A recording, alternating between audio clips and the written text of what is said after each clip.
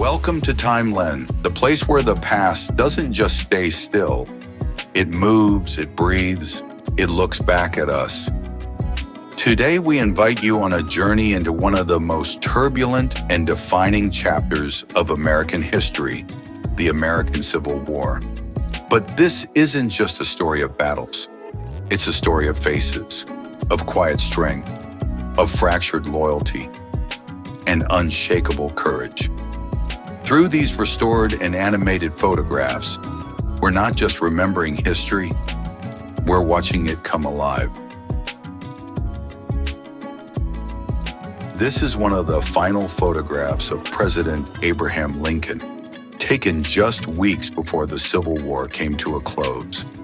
The lines on his face speak of sleepless nights and impossible choices. He carried the weight of a nation, divided, bleeding, hoping.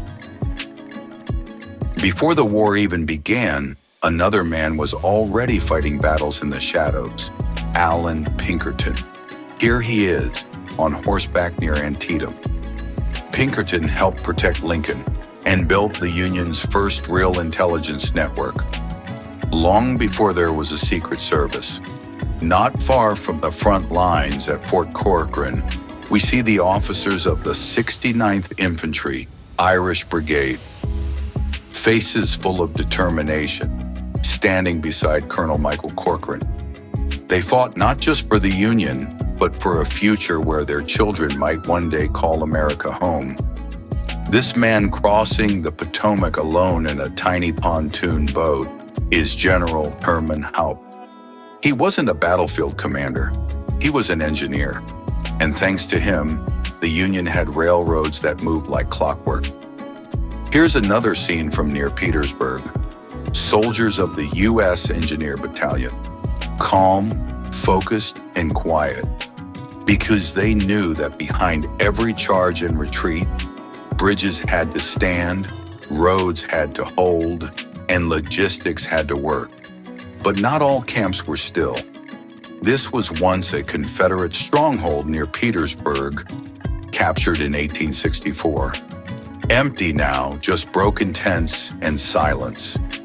War doesn't just take lives, it leaves behind ghosts. And here is Jefferson Davis, once the president of the Confederacy. After the war, he was captured, jailed, but never stood trial. Time passed. The nation tried to heal, and Davis faded into history. Back in 1862 at Yorktown, soldiers boarded ships to White House Landing. They didn't know where they were going next, just that it was further into Virginia and deeper into uncertainty. One of the few who lived long after the war ended was General Adelbert Ames. He fought bravely, then helped rebuild Mississippi during Reconstruction. He lived to 97, long enough to see how the country he fought for continued to change. Finally, a quiet portrait, Miss E. Demine. We don't know much about her, but in this single moment, captured by the lens of Matthew Brady, we see the calm in her eyes, the quiet courage.